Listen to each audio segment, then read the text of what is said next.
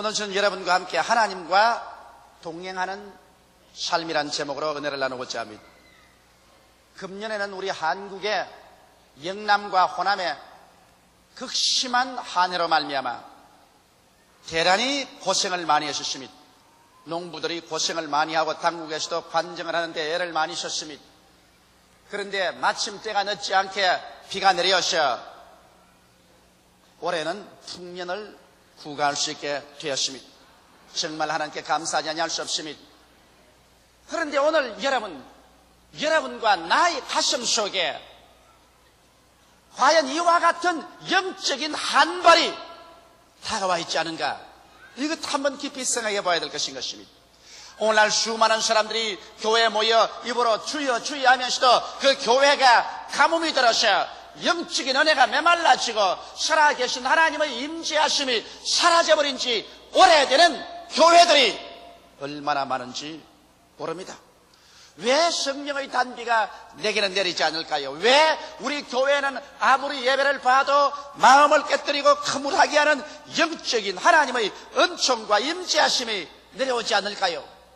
이런 질문을 하는 사람들이 많이 있습니다. 저는 그 질문에 대해서 오늘 대답을 해드리고자 합니다.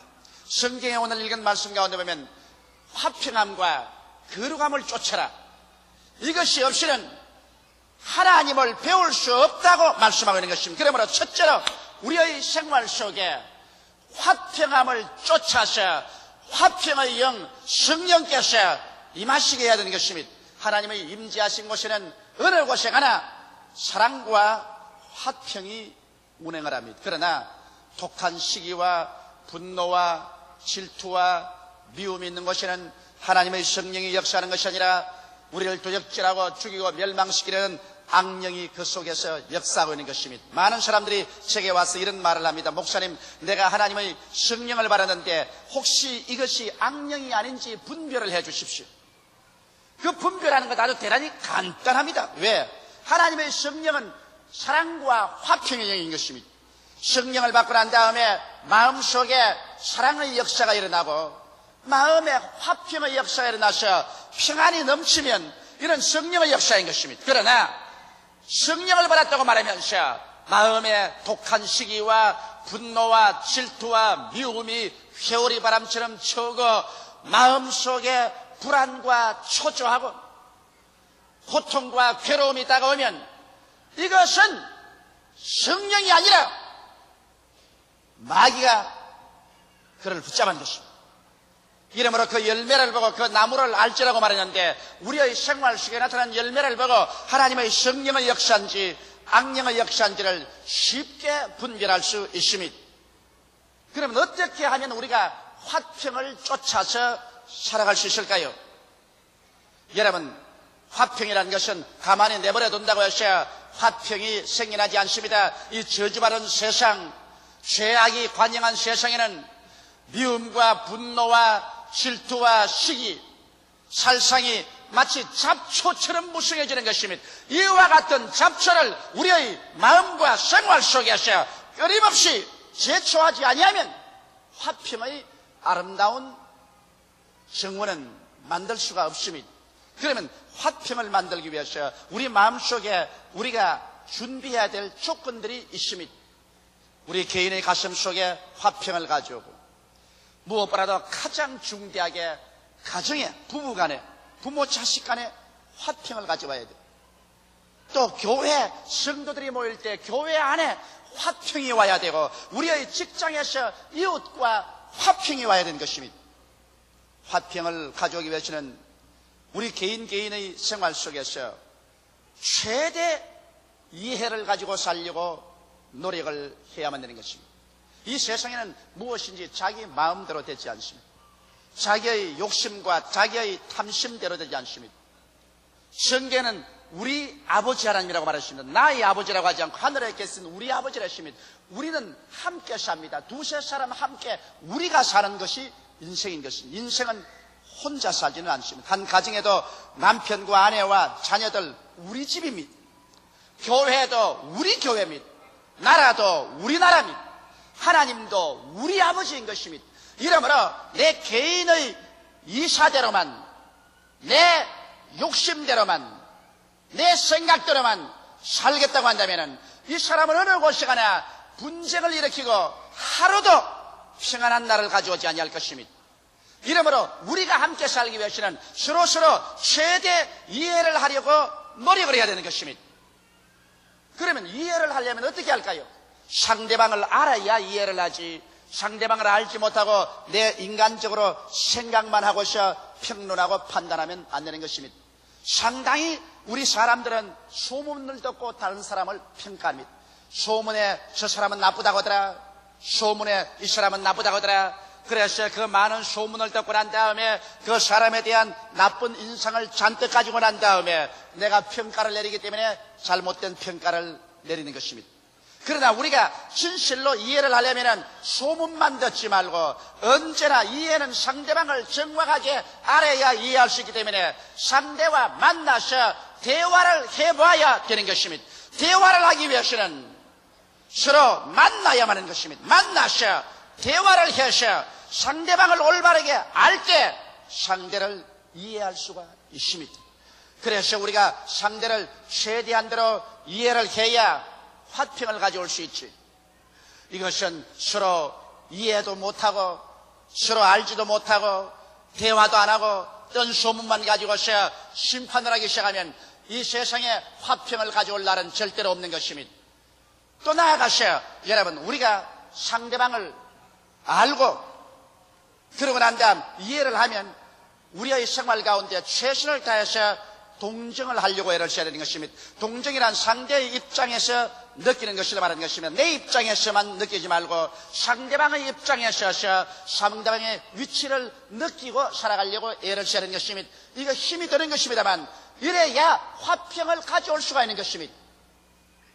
또 나아가서 화평이라는 것은 인내를 해야만 되는 것입니다. 화평은 인내의 주초 위에 서지 조그만 내 키에 거슬린다고 해서 그만 성을 내고 심판하고 주먹을 휘두르면 절대로 화평은 가져올 수가 없는 것입니다. 오늘 이 시간에 수많은 가정이 불화한 이유는 이와 같은 조건들을 구비하지 않기 때문인 것입니다. 여러분, 가정에서 남편은 아내의 위치를, 아내는 남편을 최대로 이해하려는 것입니다. 요사이 가장 중대한 문제는 부부가 서로 이해할 수 없다는 것입니다. 왜냐하면 만나서 서로 이 말을 맞대고 이야기할 시간이 없습니다. 남편은 밤 늦게 들어와서 자고 아침에 일찍이 나가버리고 부인은 혼자 집에 있게 되거나 또 직장에 나가게 되고 이래서 점점 가정이 하숙방이 되어가고 있는 것입니다. 서로 만날 수가 없기 때문에 결혼을 해서 살면서도 상대를 모릅니다. 남편이 아내를 모르고 아내가 남편을 모릅니다. 부모도 자식을 모르고 자식도 부모를 모릅니다. 이것이 오늘날 우리 사회의 중대한 문제입니다. 도시화되고 산업화된 세계 속에서 너무나 사람들은 바삐 돌아가기 때문에 한 가정의 부부간 부모 자식 간에 서로 상대를 알 수도 없고 서로 만나서 대화할 시간이 있기 때문에 서로 모릅니다. 이러므로 말미암아 이해가 되지 아니한 것입니다. 우리는 시간을 내어서 부부간에 부모 자식 간에 서로 만나서 서로 대화함으로 서로를 알 수 있고 이해할 수 있는 시간을 내어야 되는 것입니다. 그리고 난 다음 남편은 아내의 입장에서 생각하고 아내는 남편의 입장에서 느껴볼 수 있도록 서로 입장을 달리해서 늘 생각해야 되고 그리고 난 다음에 사소한 일에 감정을 내지 말고 오래 참고 견디야만 하는 것입니다. 오늘날 젊은 세대가 우리 나이를 먹은 세대를 향해서 세대 차이가 있다. 우리를 이해하지 못한다. 그러므로 우리는 나이 먹은 사람하고 같이 있을 수 없다고 반역을 합니다. 그 이유는 오늘날 너무 바쁘기 때문에 나이 먹은 세대가 젊은 세대와 서로 만나서 이해할 수 있는 시간이 없기 때문인 것입니다. 아버지, 어머니, 여러분께서 자녀들에게 밥을 먹이고 옷을 입히고 학교만 보낸다고 하셔야 되는 것이 아닙니다. 그러면서도 여러분과 자녀들은 구만리 장천으로 멀어져 버리고 마는 것입니다. 자녀들과 서로 만나서 이야기를 하고 아버지가 누군지 자식이 누군지 알아야만 서로 이해할 수가 있고 그리고 또 젊은이들의 입장에 서서 젊은이들의 기분을 이해해 줘야 되고 젊은이는 나이 먹은 사람들의 입장을 이해해 줘서 동정해 줘야 되고 서로 인내함으로 말미암아 화평을 가져올 수 있는 것입니다. 또 그뿐만 아닙니다. 여러분, 불화를 가져오는 요소 중에 하나가 원수 마귀가 그렇게 하는 것입니다. 사울의 마음속에 악령이 들어가며 그 사위인 다윗을 죽이려고 하는 것입니다. 그래서 사울은 군대를 동원하여 바로 자기 친딸의 남편인 자기의 사위 다윗을 죽이기 위해서 산으로 들로 굴러 따라다니는 것입니다. 악령이 임하기만 하면 사울 왕의 마음은 완전히 달라져서 화평 대신에 살기로 등등하게 된 것입니다. 이러므로 여러분, 오늘날 또 악령이 들어오면 우리의 개인 속에, 가정에, 교회에 불화를 가져오고 파괴를 가져오는 것입니다. 이러므로 우리는 예수 이름으로 말미암아 언제나 예배드리고 이 악령을 묶어버려야 됩니다. 성경은 말씀하기를 저희가 내 이름으로 귀신을 쫓아내겠다고 말씀한 것입니다. 예수 믿는 사람은 주 이름으로 말미암아 이 불화를 가져오는 원수 귀신을 우리 개인과 가정과 교회에서 우리 환경에서 내어 쫓아야 하는 것입니다. 나시라 예수 이름으로 명하노니 이 불화를 가져오는 악령은 물러갈지어다고 쫓아내야 되는 것입니다. 그뿐 아니라 화평을 하나님이 주시도록 우리는 기도를 해야 되는 것입니다. 왜냐하면 성경에 보면 예수 그리스도는 평강의 왕이신 것입니다. 예수 그리스도 영 성령께서 오셔서 우리를 점령하시면 성령은 우리를 평강에서 평강으로 이끌어 주시는 것입니다. 예수 그리스도는 우리가 기도하지 아니할 때 주님 직접 역사하지 않습니다. 너희가 무엇이든 내 이름으로 내게 구하면 내가 시행하리라고 말씀하셨습니다. 너희는 내게 부르짖으라. 그래야만 내가 응답하겠고 내게 크고 비밀한 일을 알려주겠다고 말씀하신 것입니다. 이러므로 화평이 올 수 있도록 기도해야 되는 것입니다. 왜냐하면 주님은 하나님과 우리가 원수되었었을 때, 우리가 죄로 말미암아 하나님이 우리를 심판할 수밖에 없을 때 그가 친히 화평의 제물이 되어서 십자가에 높이 달림으로 말미암아 하나님과 사람 사이에 화평을 가져온 장본인이기 때문인 것입니다. 이러므로 예수 그리스도의 십자가의 보혈은 하나님과 우리 사이에 화평을 가져오고 우리의 양심에 화평을 가져오고 우리와 우리 이웃에 화평을 가져오는 것입니다. 만유가 예수 그리스도로 말미암아 화평을 가져오게 되는 것이므로 예수 그리스도와 그 십자가의 보혈의 능력으로 화평이 다가오도록 기도를 해야 되는 것입니다. 둘째로, 성경에는 거룩함을 쫓아야 하나님의 성령께서 우리 가운데 임하실 수 있고 하나님이 우리와 같이 있을 수 있다는 것입니다. 그럼 우리가 화평을 쫓아서 화평 가운데 있으면 화평의 영인 성령이 우리와 같이 있지만은 또 우리는 거룩함을 쫓지 아니하면 하나님을 볼 수 없다고 말하고 있는 것입니다. 시편 93편 5절에 보면 여호와여 주의 증거하심이 확실하고 거룩함이 주의 집에 합당하여 영구하리이다. 다시 말하면 주의 집은 바로 거룩함이라고 말하는 것입니다. 거룩함이 있는 곳에 주님께서 와서 거하신다는 것입니다. 그럼 거룩한 하나님의 집에 올라가기 위해서는 어떠한 자격이 필요할까요? 그 자격은 시편 15편 1절로 5절에 기록하고 있습니다. 여호와여 주의 장막에 유할 자 누구며 주의 성산에 구할 자 누구오니까? 정직하게 행하며 공의를 일삼으며 그 마음의 진실을 말하며 그 혀로 참소치 아니하고 그 벗세게 행하지 아니하며 그 이웃을 회방치 아니하며 그 눈은 망령된 자를 멸시하며 여호와를 두려워하는 자를 존대하며 그 마음에 서운한 것은 해로울지라도 변치 아니하며 별리로 대금치 아니하며 뇌물을 받고 무지한 자를 해치 아니하는 자니 이러한 일을 행하는 자는 영영이 요동치 아니하리이다. 바로 거룩하신 하나님 장막에 나아가는 데는 이와 같은 조건이 필요한 것입니다. 오늘 그러므로 우리가 화평을 도모한 우리들은 이제는 거룩함을 얻기 위해서 주의 장막과 성산에 올라가는 계단을 한 계단 두 계단 우리 밟아서 올라가야 되지 않겠습니까? 그러므로 오늘 이 시간에 첫째 계단을 우리 올라가십시다. 첫째 계단은 정직과 공의와 진실인 것입니다. 우리가 정직하고 공의를 행하고 진실을 말하지 아니하면 하나님의 성산에 올라갈 수가 없고 거룩함에 이를 수가 없는 것입니다. 우리는 예수 그리스도를 믿음으로 말미암아 값없이 용서를 받고 의롭다함을 입으신 것입니다. 그는 법적으로 의롭다함을 입으셨으나 실제로 우리 생활이 거룩게 되는 것은 이제 우리가 성령의 도우심을 받아서 노력하고 애써서 인격적인 변화를 가져와야 되는 것입니다. 구원은 믿음으로 말미암아 받지만은 하늘에 올라가서 하늘의 상급을 받는 것은 여러분과 내가 이 땅에 사는 동안 얼마나 거룩하게 되었는가, 여기에 따라서 여러분의 영광이 하늘에서 달라지는 것입니다. 그러므로 우리가 주의 장막과 성산에 올라가는 첫째 계단으로서 정직과 공의와 진실을 가져와야 되는 것입니다. 정직은 신용의 근본입니다. 정직을 잃어버리면 신용을 잃어버리고 신용을 잃어버리면 인격적인 파탄이 되는 것입니다. 이것이 여러분 얼마나 중요하냐면 이거는 개인적으로나 가정적으로나 사회적으로나 다 그렇습니다. 우리가 부정직해서 신용을 잃어버리면 그때부터 인격적인 파탄이 되고 사람들로부터 경원을 당합니다. 남편이 부인에게 신용을 잃어버렸는지 부인이 남편에게 신용을 잃어버리면 가정적인 파탄을 가져옵니다. 혹은 부모가 자녀들에게 신용을 잃어버리면 부모가 무슨 말을 해도 자녀들이 믿질 않습니다. 더구나 오늘 세상 경쟁사회 속에서 무엇이든지 우리 정직하지 않냐고 남을 속여놓으면 그 다음부터는 깊이 인물이 되어서 그 사람은 사회적으로나 사업적으로나 망해버리고 마는 것입니다. 이러므로 우리가 한 개인으로서나 국민으로서 이 세상에서 성공적인 인생을 사는데도 정직을 교려하면 그 사람은 깊이 인물이 되어버리고 마는 것입니다. 인격적인 파탄에 이르고 마는 것입니다. 아무도 신용하지 않습니다. 그를 신용하지 않으니까 그 사람이 이 사회 속에서 살아갈 수가 있나요? 오늘날 사회는 신용을 가지고서 살아가는 것이 사회인 것입니다. 이러므로 우리는 하나님 앞에서도 정직하게 행하여야 하나님이 우리를 신용해 주셔야 그 다음부터 우리의 기도가 응답되지, 하나님이 우리를 신용할 수 없으면 우리는 그때로부터 하나님께 버림받은 자가 되고 마는 것입니다. 그 다음 우리는 공의를 행해야 되는 것입니다. 공의라는 것은 평등 사회의 기초인 것입니다. 이 사람을 두둔해주고 저 사람은 멸시하고 사람을 차별 대우하는 것은 공의가 아닌 것입니다.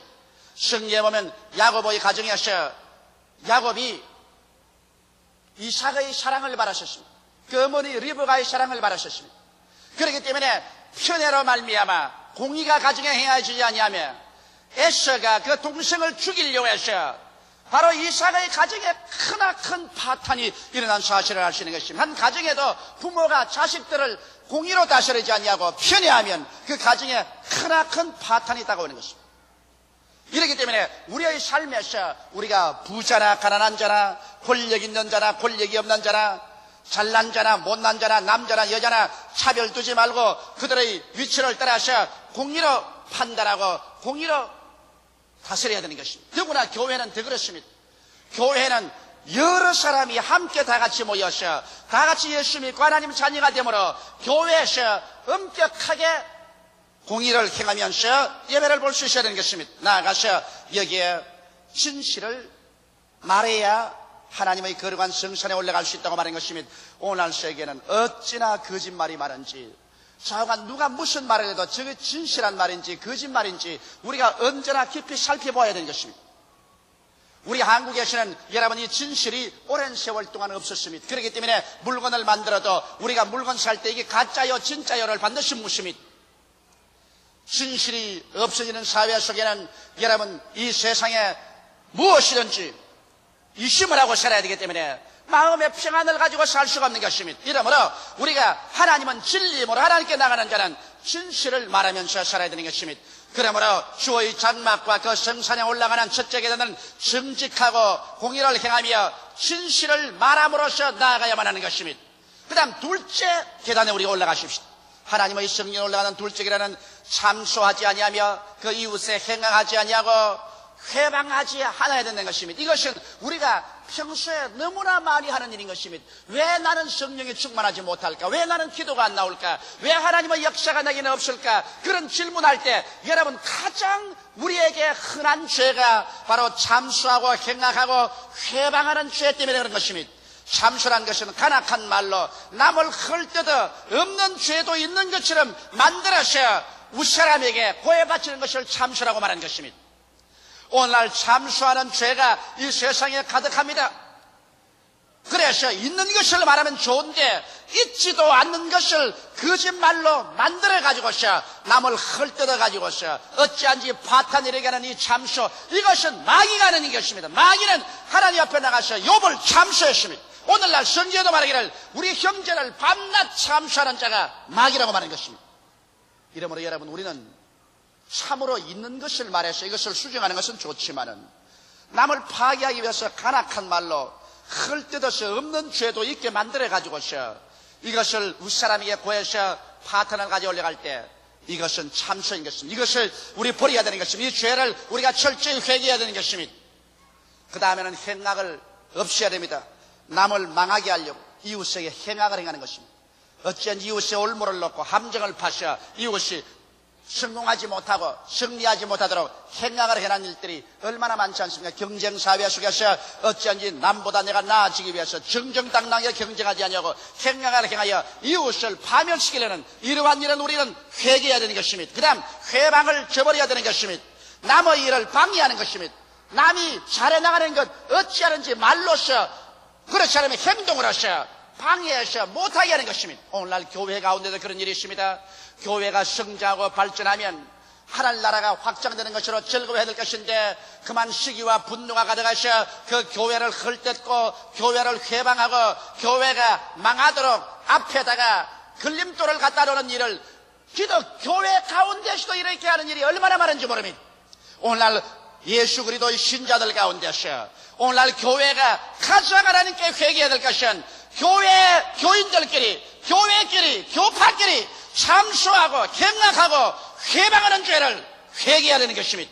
오늘날 교회의 가장 무서운 죄가 바로 이 죄요. 교인들 속에서 가장 뿌리를 받고 있는 악마의 죄가 참수와 행악과 회방의 죄인 것입니다. 이 죄를 철저히 회개하지 아니하고는 성령의 역사가 우리 가운데 활발하게 일어날 수가 없는 것입니다. 셋째 계단은 망령된 자를 멸시하고 여호와를 두려워하는 자를 존대하고 서원을 변치 않은 이와 같은 태도를 취하는 것이 셋째 계단에 올라가는 것입니다. 망령된 자라는 것은 은행이 비정상적이고 사고가 흐린 것입니다. 도저히 정상적인 사람으로서는 그런 생각과 그런 말과 그런 행동을 할 수가 없습니다. 나이 50, 60이 돼가지고서 가족을 버리고 이혼한다고 야단법석을 하는 망령된 사람이 있습니다. 내가 어제 미국에서 편지 한 통을 받았는데 그 자매가 울면서 그 편지를 써서 내기로 했습니다.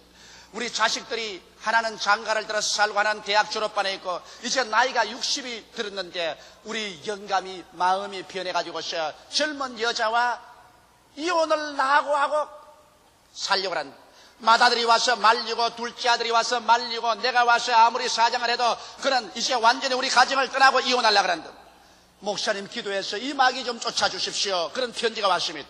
60에 망령을 했어요. 망령을 해도 보통 망령을 하는 게 아니라 정상적인 생각을 하지 않고 영 비정상적인 생각을 할 때 이게 바로 망령인 것입니다. 이런 망령된 일을 하는 사람을 보고서 우리가 잘한다고 한다면 큰일 납니다.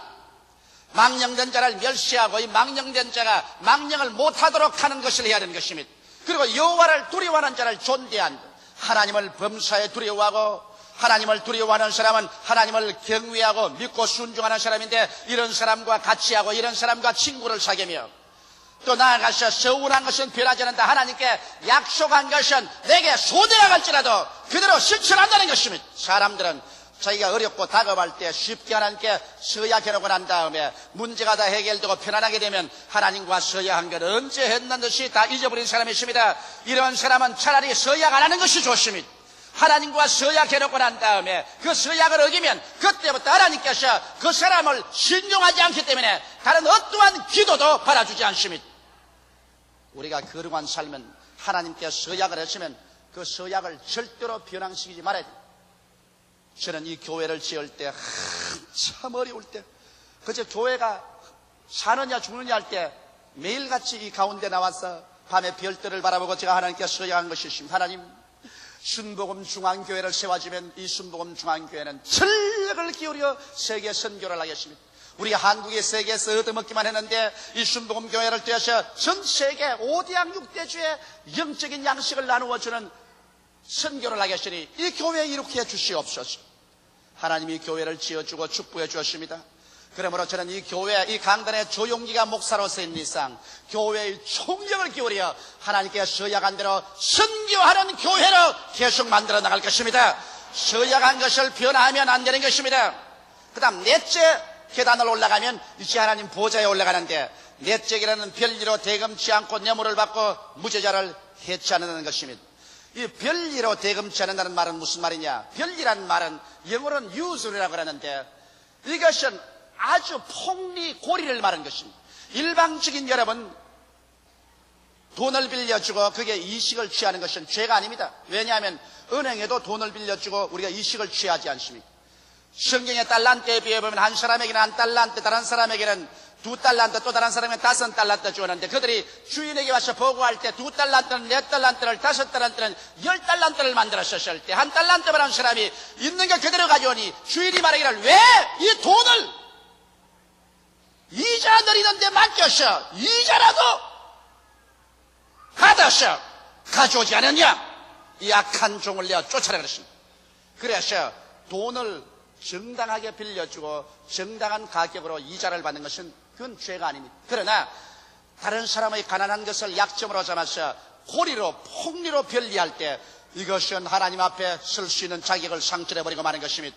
그 다음 또 뇌물을 받고 판단을 굽힌다는 것은 이건 말할 필요 없지요. 정당하게 판단을 해야 되는데 강한 자에게 뇌물을 받고 무지한 약한 자를 죄 있다고 해서 그를 혼역을 줄 때 이것은 하나님의 판단 기준을 허리하고 하나님의 인격에 대한 모독을 가져오는 것이기 때문에 이러한 사람은 주님 앞에 설 수가 없는 것입니다. 이와 같이 해서 우리와 하나님과의 가로막힌 감, 즉 다시 말하면 화평치 못한 것과 거룩하지 못한 죄를 모두 다 회개하고 청천하고 나면 그 다음에 하나님과 우리 사이에 담이 터져버림으로 말미암아 하나님의 성령이 분물처럼 넘쳐나셔 여러분 개인 영혼과 가정과 교회 가득 차게 되고 하나님과 함께 동행함으로 말미암아 주 안에서 다가오는 그 놀라운 믿음, 소망, 사랑, 기쁨, 평안으로 가득 찬 위대한 승리의 삶을 살 수 있게 되는 것입니다. 다 같이 예수께 기도드리겠습니다. 살아계신 우리 아버지 하나님, 우리는 다 값없이 예수 그리스도로 말미암아 구원을 받았습니다. 죄를 지었음에도 불구하고 못났음에도 불구하고 버림을 받아야 마땅함에도 불구하고 죄인은 그대로 못난 그대로 빈손 그대로 주님께 나와서 구원을 받았습니다. 구원을 받았으면 이제는 우리가 여호와의 집에 거하는 우리들이 되어야 되겠사옵나이다. 하나님과 함께 살고 행하는 자들이 되어야 되겠는데 하나님의 영이 우리 가운데 그렇게 홍수처럼 밀어올 수 없는 것은 우리에게 불화가 있고 우리에게 거룩함이 없기 때문인 것입니다. 하나님 아버지, 오늘 우리가 그리스도의 깨어진 몸과 흘리신 피에 참여해서 우리 죄사함과 우리의 가난과 실패, 질병과 저주, 죽음에서 우리를 해방시켜 주니 위대한 하나님의 은총을 먹고 마셔드리고 이 기초 위에 설 뿐만 아니라 이것이 이루어질 수 있도록 우리의 생활 속에 화평함과 거룩함을 쫓게 하여 주옵소서. 우리에게 화평하지 못한 죄를 회개하게 도와주시옵시고 거룩하지 못한 죄를 회개하게 도와주시옵소서. 정직과 공의와 진실을 말하게 도와주시옵소서. 참수하는 것을 회개하고 이웃에게 악을 행하며 회방한 죄를 회개하게 도와주시옵소서. 망령된 자를 멸시하고 여호와를 두려워하는 자를 존대하며 아버지 하나님께 서약한 자는 손해가 나도 이루게 하여 주시옵시고 폭리 나아가서 사람들의 약점을 위해서 그들에게 별일로 대금치 말고 뇌물을 받고 판단을 굽히는 일을 하지 않아 하나님의 거룩한 성산에 올라가는 우리 자격자들이 다 되게 하여 주시옵소서. 예수님 이름 받들어 기도하옵나이다. 아멘.